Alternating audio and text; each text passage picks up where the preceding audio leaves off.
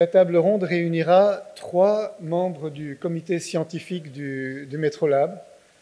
Elena Cogato, qui est architecte urbaniste, professeur d'urbanisme à l'école, l'EPFL, l'École Polytechnique Fédérale de Lausanne, qui est aussi directrice des éditions Métis Presse et présidente de la Fondation Braillard Architecte, une association avec qui le Metrolab collabore.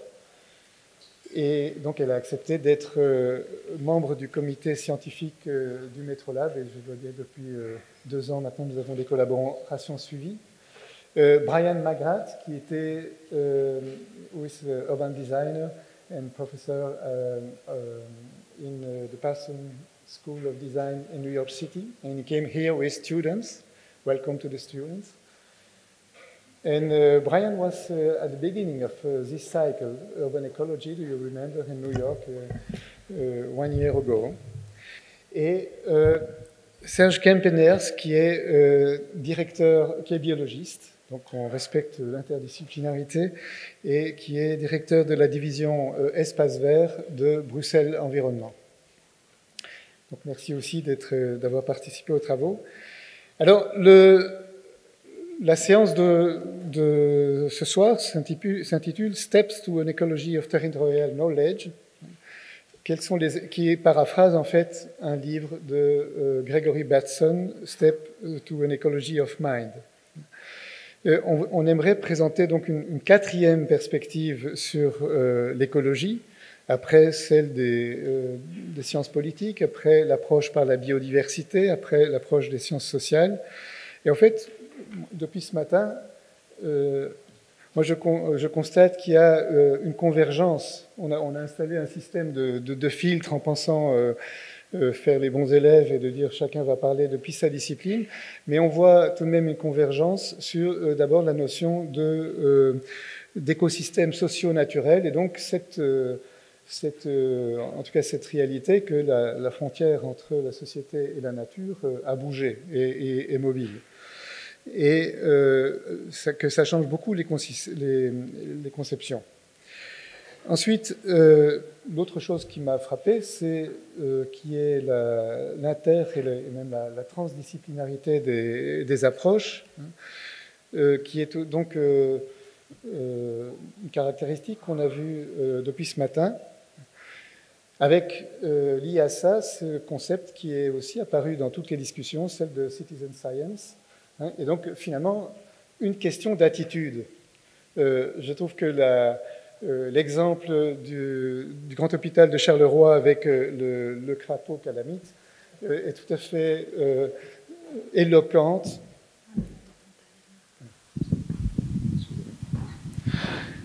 Est tout à fait éloquente sur non seulement le travail scientifique, mais tout de même quelque chose qui s'apparente à un travail citoyen fait par des scientifiques. J'en parlais avec Grégory Mailly, qui disait « mais c'est une question de personnalité ».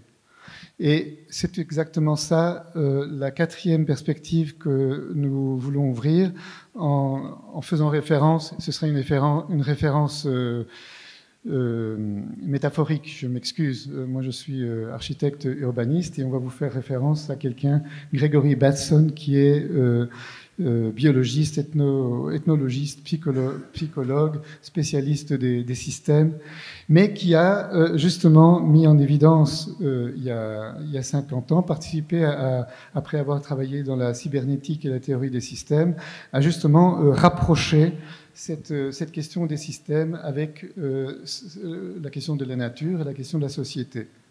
Ce qu'il a et donc mis déjà en évidence un peu cette notion d'écosystème socio-naturel, en la rapprochant en plus de la dimension humaine et d'une dimension technologique qui est fort liée à la communication. Et cette dimension globale est évidemment très intéressante pour nous, les urbanistes, et aussi dans l'évolution du débat de ce colloque.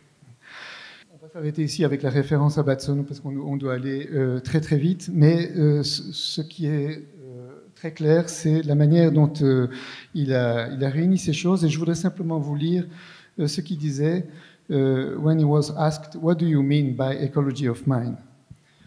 What I mean, more or less, is the kind of thing that goes through someone's head in his behavior, in his relationship with other people, when he climbs a mountain, when he gets sick, or he gets better.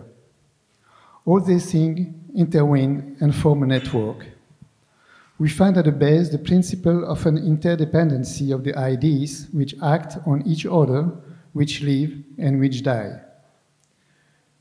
We thus arrive at the image of a sort of complex, living, struggling, and mutual intertwining, which form in fact an ecology.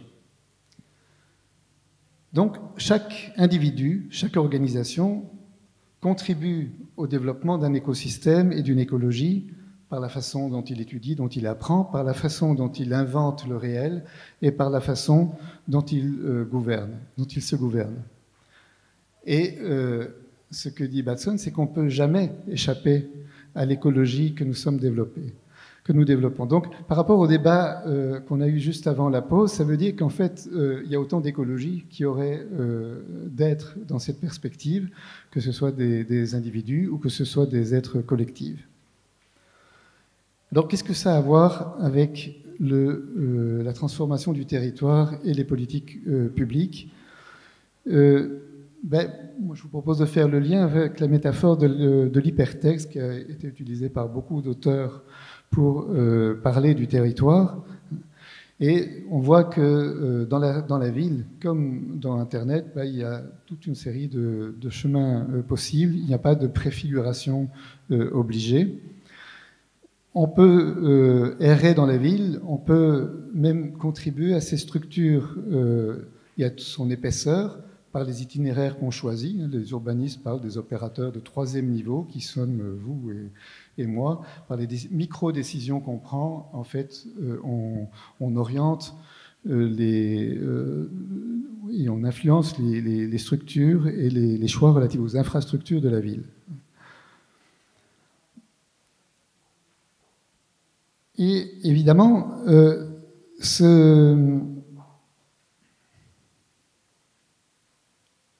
voilà, excusez-moi, voilà. Donc on a ce choix d'errance dans la ville. L'image des réseaux est tout à fait éloquente. On peut aussi marquer la ville avec nos micro-ritualisations. Et en faisant ça, on écrit des histoires collectives que nous avons la possibilité de mettre en carte aujourd'hui. Vous voyez ici cette image de Londres l'image a été construite à partir du déclenchement des appareils photo sur les smartphones et vous pouvez voir la différence entre la ville des touristes et la ville des locaux, des résidents de Londres. Et en faisant tout ça, et c'est là le point que je voulais développer avant de passer à la table ronde, c'est on fait rhizome. On s'inscrit en fait, on fait rhizome avec une organisation, l'organisation des transports, les constructeurs de la ville. Donc c'est un écosystème organisateur de nos cheminements. Et au fond, c'est la même histoire que racontait Deleuze et Guattari dans leur livre « 1000 plateaux », où ils racontent l'histoire de la guêpe et de l'orchidée.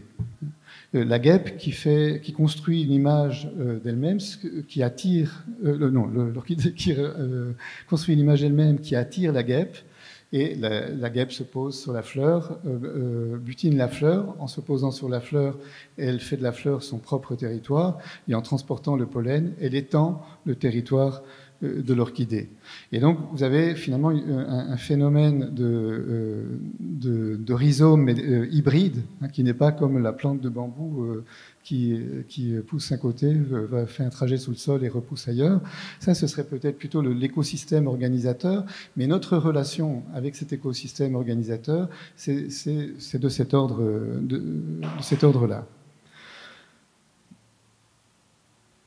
Et nous faisons rhizome avec cette organisation qui, en fait, organise les usages qu'on peut faire de la ville, et donc qui permet à ces usages d'exister, mais en même temps, effectivement, les contraint ou les canalise.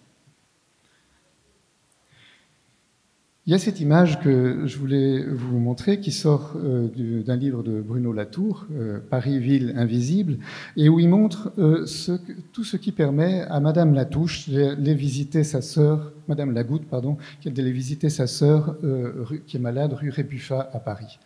Donc il faut savoir où est la rue Rébuffat. Elle n'habite pas. Donc, pour qu'on puisse localiser la rue Rébuffat, on a dû mettre en place tout un système, une commission de toponymie qui a décidé de baptiser comme ça la rue, qui véhicule là, toute une série de références culturelles. On a dû construire des plaques, on a dû faire des plans, faire toute une série mettre en place toute une technologie avec des plans, des guides qui permet aujourd'hui à Madame Lagoutte de visiter sa sœur et à chacun d'entre nous finalement d'explorer les villes et d'explorer le monde. Alors, il faut que je revienne. Voilà. Il faut que je revienne un instant à Batson, parce que Batson, et son équipe sont notamment connus pour avoir théorisé la question de la double contrainte, et qui est d'avoir écrit la théorie de la double contrainte, qui est à la base de la schizophrénie. Laissons la schizophrénie. Je vous rappelle un bricolage assez audacieux, mais donc l'idée de la double contrainte, c'est qu'il y a une double proposition qui vous est faite en tant que sujet individuel et collectif, et que vous ne pouvez pas choisir entre la meilleure. Elles sont toutes les deux bonnes, et à la fois bonnes et contraignantes. Si vous choisissez l'une, vous engendrez toute une série d'effets pervers liés au fait que vous n'avez pas choisi l'autre. Et donc, il explique comment cet état peut provoquer des détresses mentales très fortes parce qu'on se défend de ces systèmes de double contrainte. Je laisse l'explication psychanalytique, mais par contre, nous sommes tout le temps confrontés à des récits concurrents dans la ville et qui, en fait, génèrent des espèces de double contrainte. Et je reviens justement à cette image de Bruxelles. Et Bruxelles a dans son écosystème organisateur quelque chose de très caractéristique. C'est qu'il a intégré le fait que, contrairement à tout ce qu'on dit depuis ce matin, eh bien, les limites de la ville ne changent pas. Ce n'est pas une variable. On est dans une ville-région qui a 161 km² et qui a été créée, ça n'a pas été facile. Elle est reconnue maintenant comme région depuis 1989, mais on reste sur cette idée et l'État tombe si on change les limites de la région. Or, donc tout ce qui contraint les politiques publiques régionales sont liés à cette image de la ville, alors que dans la vie quotidienne, la référence est tout autre. Et donc voilà les deux images de référence de nos politiques. Et je voudrais, à partir de là, simplement évoquer quelques-unes de ces doubles contraintes, de ces tensions qui seront en fait l'objet de nos ateliers demain après-midi. La première, parce qu'il semble bien qu'à Bruxelles, on en est, comme dans toutes les villes, qu'on en est un bon paquet. Donc la première, en fait, on l'a déjà évoquée à plusieurs reprises. Donc c'est food or housing. Faut-il l'agriculture urbaine est revenue en ville. On l'avait évacuée de la ville. Elle est revenue en ville en force ces temps-ci. Mais dans Bruxelles, qui est justement limitée à 161 km², se pose un vrai débat entre faut-il laisser des espaces ouverts pour permettre de l'agriculture urbaine ou bien faut-il accueillir la croissance démographique. C'est énoncé en termes raccourcis, mais c'est un débat assez complexe. Et alors derrière, on peut remonter justement aussi à cette conception écologique, la mère nature dont on a parlé dans donc ce matin, et la socio-biodiversité contre cette question, l'habitat, le droit à la ville, et peut-être des formes d'habitat nouvelles. Ce n'est pas nécessairement le gris contre le vert. Peut-être que là, on a justement de l'invention à faire. Le deuxième, c'est la question des densités, des distributions spatiales des densités. De nouveau, dans une ville dont le territoire est limité, c'est plus vraiment une question foncière. D'abord, il n'y a plus d'espace quasiment. Donc, c'est une question de superposition ou de programmation, si vous voulez, de la mixité des usages. Donc, on est dans une problématique de recyclage et cette question d'évolution nous oblige à innover, et vous verrez en faisant les visites demain matin et dans les ateliers l'après-midi, comme cette question de recyclage et de définition des formes de mixité est un très grand enjeu. Mais évidemment, l'occupation du sol par de l'habitat ou la superposition de programmes engendre ipso facto des évictions. Donc, et quelles activités, quel public évacue-t-on de la ville? Donc voilà un deuxième débat sur lequel il n'y a pas vraiment d'issue favorable, il y a l'issue que la société va construire. Un autre débat, c'est entre le travail et l'habitat.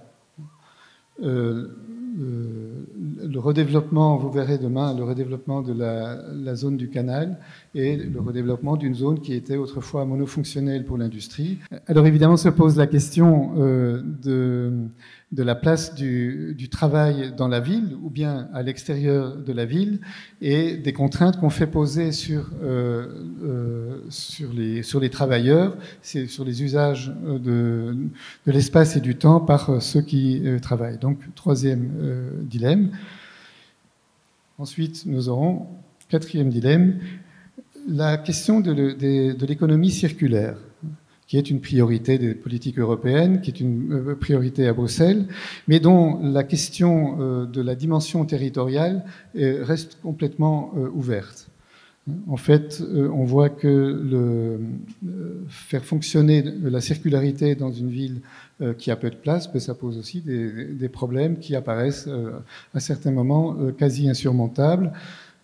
Si vous voulez, où doit-on entreposer les déchets en cours de classement et où peut-on trouver la place pour faire tous ces stocks?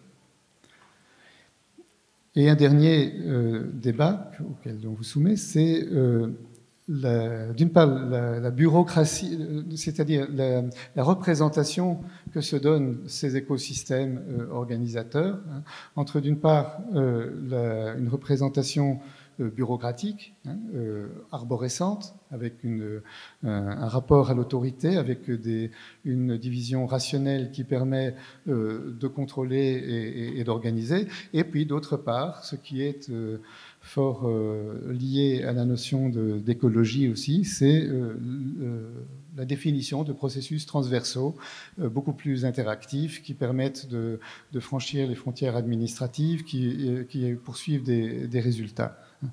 Mais de nouveau, la plupart des agents qui sont même convaincus de cette vision transversale sont pris dans un système vertical. Et voilà, on pourrait en définir beaucoup d'autres. Ceux-là seront ceux qui seront, sauf le dernier sera sans doute transversal, mais les quatre autres seront définis dans les ateliers demain.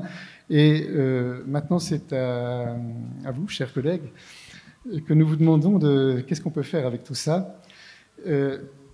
Avec tout ça, ce que je viens de dire en gros, mais aussi avec tout ce dont on a débattu depuis ce matin, c'est-à-dire quelle écologie des idées va nous permettre de poser les questions et de générer des solutions à ces contraintes ou à ces doubles contraintes. Alors c'est un travail qui est assez difficile. Batson d'ailleurs utilisait l'image du funambule quand il parlait des analystes de l'écologie. Et il disait, pour que le funambule puisse franchir la distance qui le sépare de l'autre côté du fil tendu, il doit avoir de la souplesse. Il doit avoir la souplesse des bras et la souplesse et la liberté de mouvement. Et donc, je vous laisse avec cette image et je vous remercie de vos contributions.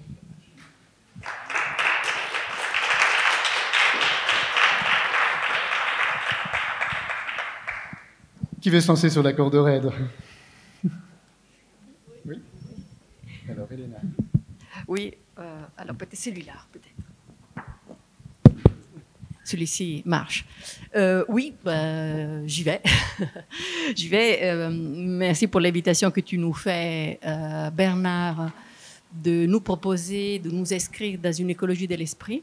Bon, c'est une proposition ambitieuse et difficile. Et Bateson est une figure intimidante et je ne m'y confronterai pas d'une manière trop directe, certainement.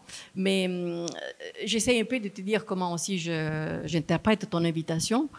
Si tu nous proposes de nous penser comme agents à l'intérieur d'une écologie de l'esprit, ça veut dire que nous sommes en train de prendre au sérieux l'hypothèse que notre propre dynamique de savoir tend vers une dynamique écologique et écosystémique. Au sens que si on ne fait pas cette hypothèse, alors même le séminaire en soi perd de relatives légitimités.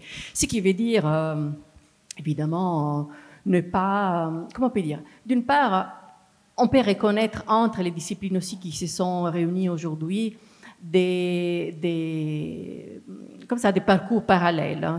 J'étais très frappée par les interventions qui aujourd'hui étaient relatives donc, à la session 2, intitulée les Natural Ecosystems, qui, dans ces présentations, illustraient toute une série de concepts et de thèmes qui ont caractérisé beaucoup les disciplines du projet de ville et d'architecture, dans les mêmes périodes où ces thèmes et ces lexiques s'est proposé dans les contextes de ces disciplines écologiques et d'écologie du paysage. Donc on a des disciplines qui en partie sont allées en parallèle, d'autres non, qui ont des traditions vraiment différentes. Et la question c'est aussi de comment nous rapportons à nos propres traditions.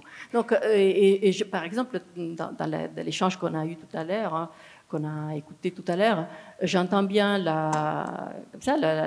une volonté de ne pas forcément entrer dans une lexique d'écosystème. C'est Joël Zask qui nous disait ça. Oui, bien sûr, parce qu'il y a des traditions qui ont une résistance par rapport à ça.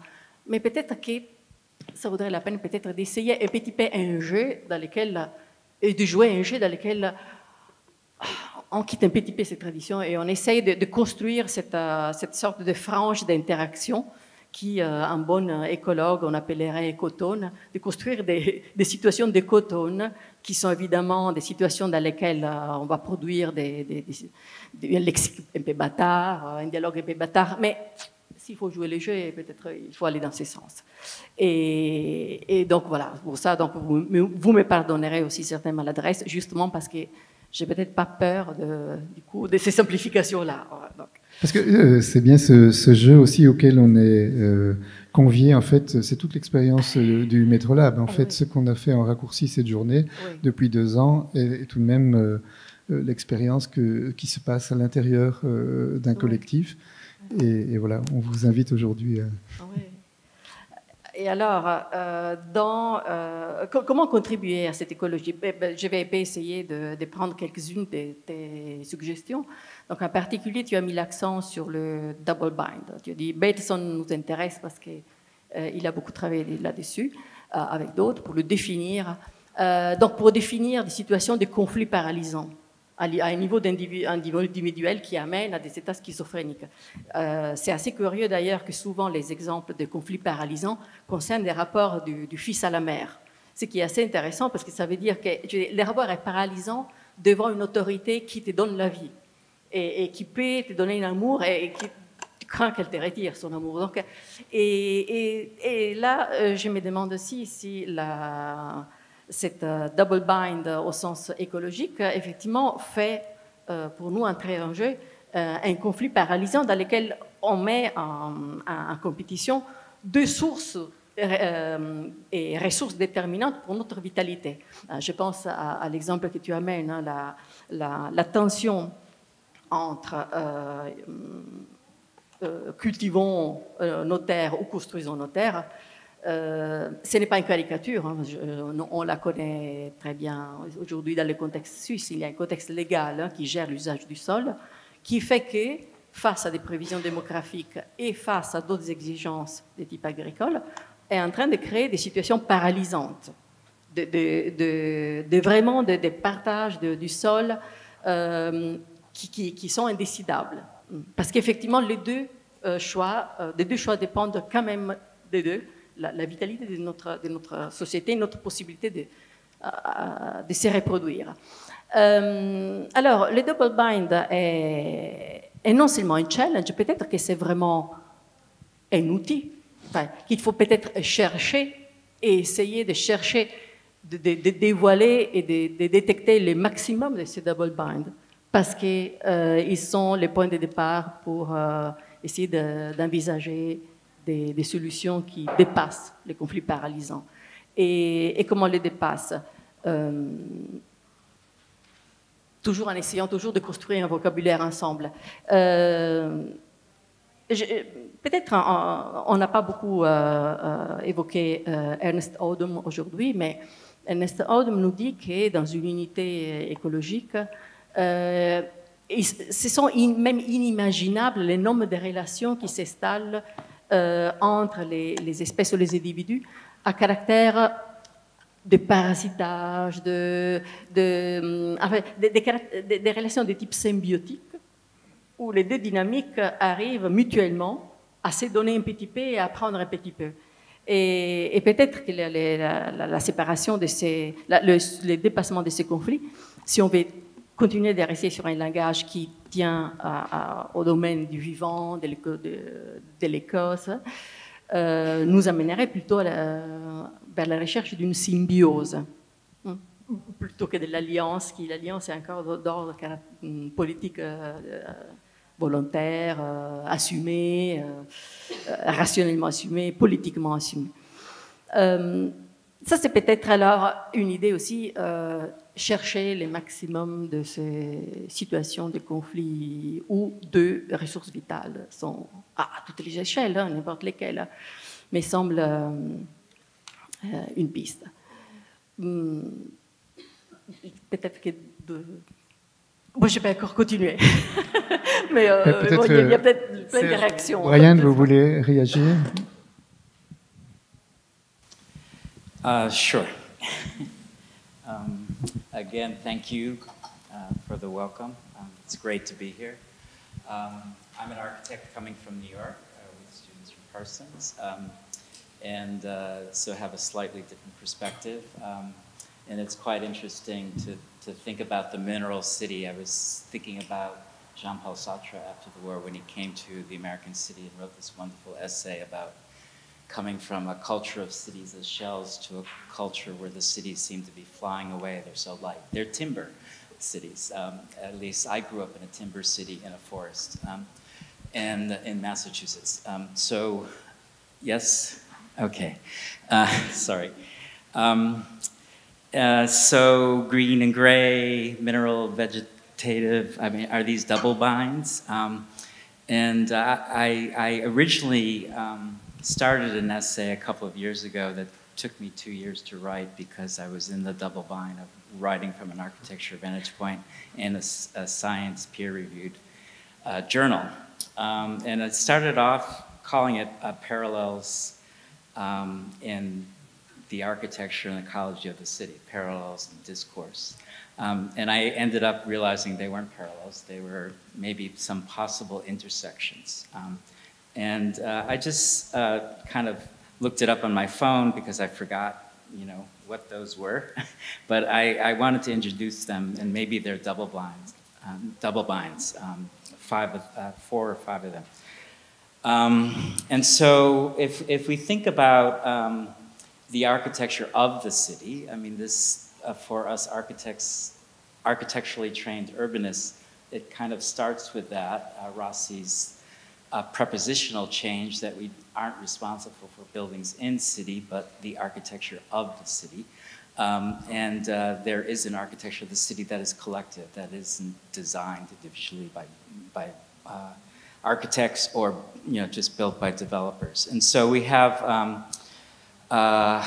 ecologist in the 1990s who decided that people were talking too much about the green stuff. And so when an ecologist says landscape, they're not talking about landscape architecture. They're not talking about the green stuff.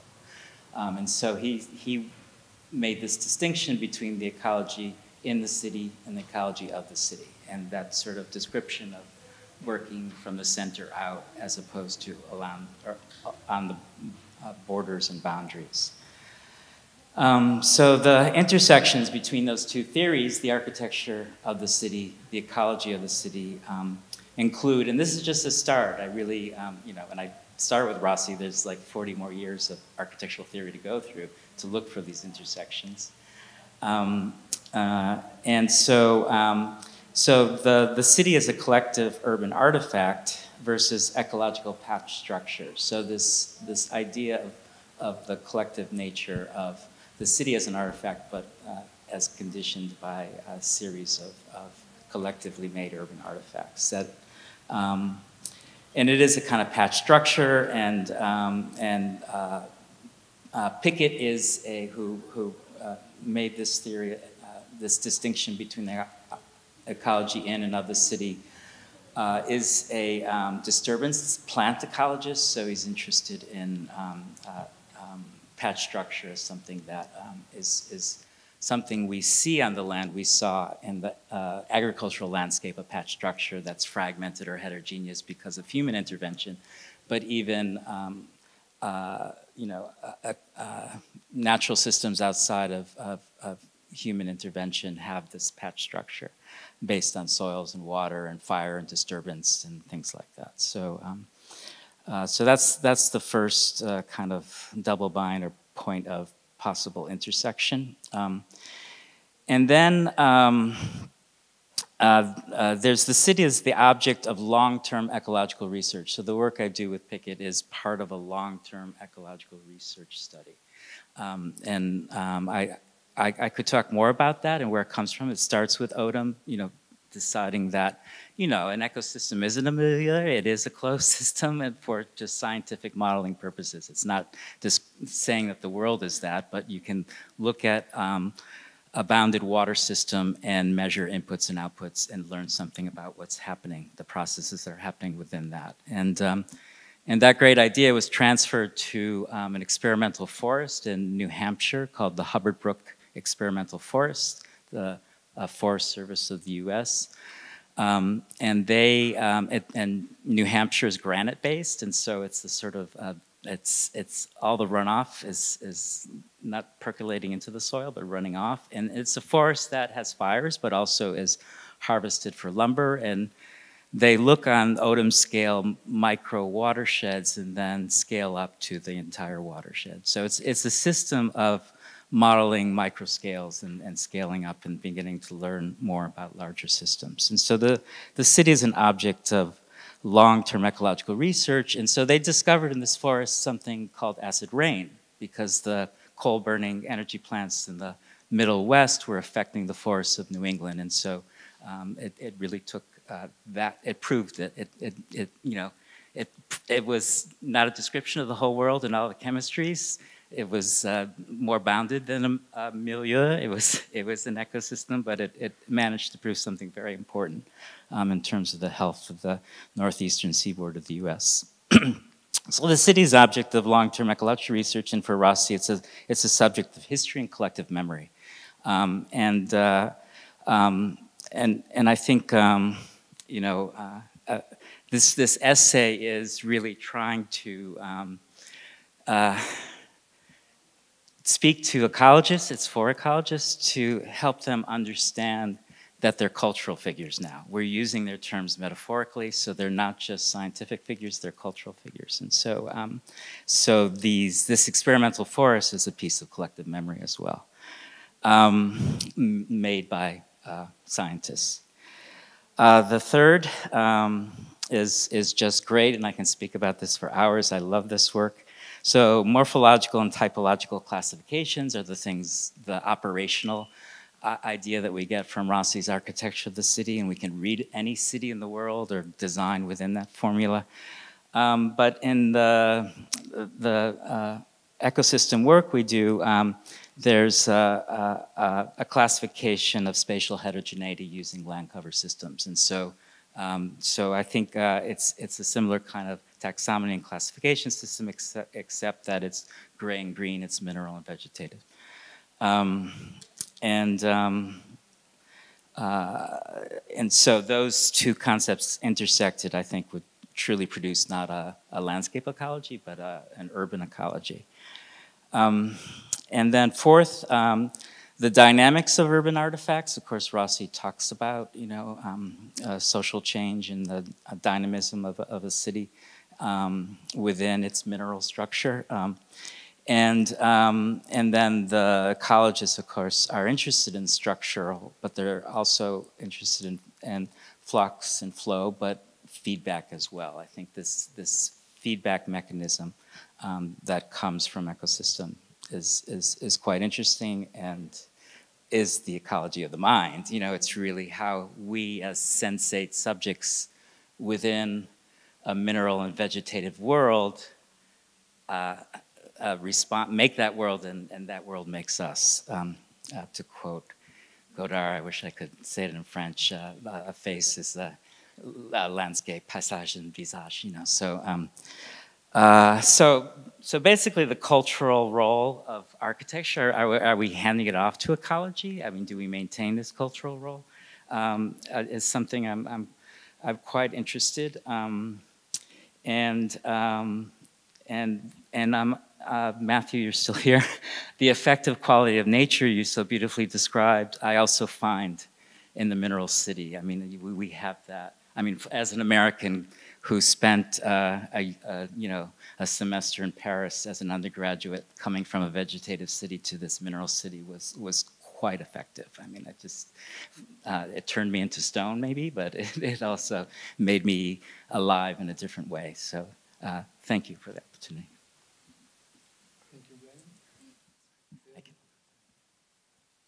Il est tard. Vous avez déjà entendu beaucoup de choses, donc moi je vais revenir au début de la journée en fait, parce qu'on a commencé avec une mouche qui se prenait pour une abeille, et puis sur tes slides, on a vu une orchidée avec une guêpe, et moi il y a une chose qui me manque, c'est le plaisir. Et je pense que c'est fort important. Quand on parle d'une ville ou d'un système, peu importe, il y a des choses qui paraissent un peu mécaniques ou qui paraissent un petit peu, j'allais dire, automatiques. Mais la guêpe qui vient sur l'Apis soprifera ou autre chose comme ça, elle vient parce qu'elle croit qu'elle reconnaît quelqu'un, mais elle sait que c'est pas la même chose. Elle vient chercher du sexe, elle vient chercher du plaisir. Il y a un phénomène extrêmement important qui est celui de venir chercher un élément qui est un élément très subjectif, qu'on a parfois un peu l'impression d'être humain, uniquement humain. Je rappelle qu'il y a une législation qui vient de sortir en Belgique qui reconnaît aux animaux le fait d'avoir aussi des sentiments, ce qui veut dire qu'on ne peut plus les traiter de la même façon quand tu as bêtement une vache ou un cochon. Je voulais parler de ça parce que je pense que c'est un élément dont il faut tenir compte dans tout ce que l'on fait et de toute la manière dont on conçoit les choses. C'est qu'il faut tenir compte effectivement de ce que l'on offre à la population. Et le terme de plaisir, on va pouvoir probablement le parler de sociologie, d'écologie, comme on a parlé du terme écosystème. Mais je pense qu'il y a un élément important. Il y a un élément important là aussi qui est la spécialisation. Alors tout à l'heure, Grégory a parlé de la biodiversité. En je pense que ce qui est important de retenir de cette biodiversité, c'est que c'est sa diversité, son énorme diversité, qui fait la résilience des systèmes, qui fait la résilience de nos sociétés aussi. Et le fait qu'il y ait une orchidée qui copule avec une abeille et une autre avec une guêpe et une autre, etc., ça fait partie de cette diversité. Il ne faut pas l'oublier. Et même en ville, cette biodiversité, elle existe. On a à Bruxelles 2 spots d'une orchidée qui est rare dans le monde. Il n'y a que 3 endroits en Europe où elle existe, 1 dans le Pays de Galles et 2 en forêt de soigne. Et donc, on ne doit pas, et ça c'est le paradoxe de la ville, c'est qu'on a toujours un peu tendance à la considérer comme quelque chose qui est plutôt banal, mais non, la ville n'est pas banale. Elle continue à maintenir des lieux qui ont tout à fait des choses particulières. L'autre élément, c'est les limites.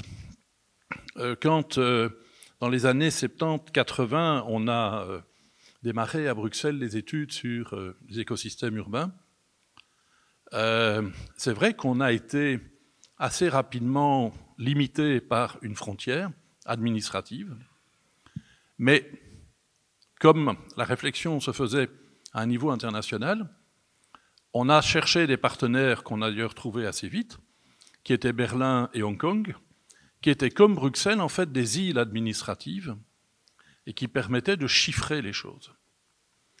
Et donc, la première vague de ces approches, elles étaient destinées à chiffrer, parce qu'on était face à des situations d'une complexité incroyable qu'on n'imaginait pas. Je me souviens de gens qui faisaient des grands tableaux cybernétiques avec des flèches, et ça couvrait un mur entier. Bon, maintenant, avec les ordinateurs et les grands calculateurs, ce n'est plus le même problème. Mais la première approche, et on a parfois un peu tendance à le perdre de vue pour le moment, c'est qu'il faut mesurer et il faut chiffrer. Et on a, j'allais dire, dans les méthodes et les approches que l'on fait maintenant, une certaine tendance à simplifier, une certaine tendance à ne pas toujours aller chercher le détail et la mesure de terrain. Je pense que les écoles, j'allais dire comme l'école du Vigneault, j'allais dire, n'avaient que ces moyens-là, finalement, d'aborder le problème, mais au moins, on avait de véritables chiffres, des chiffres qu'on pouvait remesurer, qu'on pourrait vérifier. Et ça, je crois que c'est vraiment un élément extrêmement important. Dans la réflexion aussi, j'allais dire, sur pourquoi on approche une ville, mais souvent, c'est parce qu'il y a une question, et souvent la question, elle est plus politique que écosystémique. Dans le cas de la région bruxelloise, dans les années 70, s'annonce la régionalisation, des tas de problèmes sur la gestion des flux et des input-output qui se passent dans la ville, mais on ne les connaît pas. Je vais vous donner un simple exemple. En 1989, on démarre le travail sur le plan déchets de la région bruxelloise et on nous donne un papier blanc, ou à peu près, en disant, voilà, faites un plan de gestion des déchets de la ville. Ah bon? Et combien il y a de déchets dans la ville? Oh, il y a un incinérateur avec un pont, vous allez bien voir. Et donc, on nous donne une mission qui est de gérer un peu moins de 500 000 tonnes de déchets. On applique la logique du système où on dit ah, mais qu'est-ce qui est produit, qu'est-ce qui est importé, etc., etc. Et au bout de 3 mois, on revient auprès du politique et on lui dit on a un souci. Vous nous avez demandé de gérer 500 000 tonnes. Nous, on en a 1 850 000. Et la ville, ce n'est pas 500 000 tonnes de déchets, c'est 1 850 000 tonnes de déchets. Donc la mesure, elle est vraiment indispensable. Et elle est aussi indispensable, puisque maintenant on parle beaucoup d'indicateurs, de tableaux de bord et tout ce qu'on peut imaginer, elle est aussi indispensable pour assurer le suivi et l'efficacité des politiques qui sont menées dans toute une série de choses. Alors je suis un peu, peut-être, je vais dire, les pieds dans la boue, puisque mon job à moi, c'est de gérer des espaces verts, d'en créer, mais en tenant compte à la fois de la gestion de l'eau, la gestion du bruit, réduire la pollution, faire en sorte que les gens trient les déchets quand ils sont à l'intérieur. Je crois que ça, c'est aussi extrêmement important, et c'est l'intérêt d'une journée comme aujourd'hui, c'est d'être extrêmement attentif à ce qui est une véritable vision globale, parce que sinon, on a beaucoup trop tendance à sectorialiser. Et dans la gouvernance, puisqu'on va parler de gouvernance, au plus grandes sont les organisations, au moins elles sont globales. Parce qu'on va faire des boîtes, et c'est extrêmement dangereux. Il faut arriver à maintenir cet échange, cette transversalité. C'est dans la vision pratique de la gouvernance, parce que ici, on est plutôt dans un monde de la recherche, un monde un peu plus académique. Mon monde, il est beaucoup plus pratique, avec des contacts avec des politiques, avec des administrations. Et donc, il faut absolument arriver à ce que le monde qui gère soit lui aussi beaucoup plus interactif, fasse beaucoup plus d'échanges. Dans les quelques réflexions que j'avais notées, il y a un acteur qui est tout à fait original quand on regardait le schéma du Vigneault au niveau du fonctionnement des écosystèmes naturels et de la ville, c'est qu'il y en a un qui est tout à fait particulier aux écosystèmes urbains, c'est ce qu'il appelait l'entremetteur. Un entremetteur, ça peut être quelqu'un qui communique, ça peut être quelqu'un qui influence, quelqu'un qui fait du lobby pour influencer la décision. Et je crois qu'on n'est pas suffisamment attentif, ou en tout cas dans la vision, j'allais dire, du fonctionnement d'une ville, on doit être beaucoup plus attentif à qui sont ces entremetteurs, quel est leur pouvoir réel, et comment peut-on de temps en temps éviter, j'allais dire, de se laisser biaiser dans ce genre d'affaires. Alors le dernier élément que j'ai un peu... mais bon, on peut parler encore très très longtemps, j'ai vu qu'on n'avait plus que 10 minutes, donc pour tout le monde, c'est la participation. On a été parmi les premiers à faire de la participation dans l'aménagement des espaces publics. C'est j'allais dire, une façon de travailler qui est évidemment beaucoup plus lourde, surtout quand on est architecte paysagiste, architecte, biologiste, parce qu'on doit se confronter à des populations qu'on ne connaît pas, on doit discuter avec des femmes et des enfants, on doit écouter des besoins qui paraissent parfois totalement triviaux, mais c'est absolument fondamental. Et quand on fait de la participation, et il faut faire de la vraie participation et pas de l'information en disant on va vous faire ça, vous allez être content. Mais quand on fait cette participation, on est aussi confronté à ce phénomène du temps. Il faut entre 6 mois et 1 an pour bien bâtir un projet avec de la vraie participation. Et actuellement, on se rend bien compte qu'il devient de plus en plus difficile de libérer ce temps auprès des décideurs politiques qui privilégient l'information.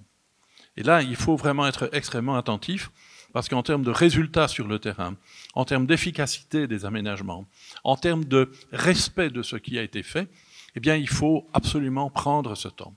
Et je vais même plus loin, et je terminerai là-dessus, c'est qu'après avoir fait de la participation, quand on crée quelque chose, on doit continuer à participer pendant la gestion.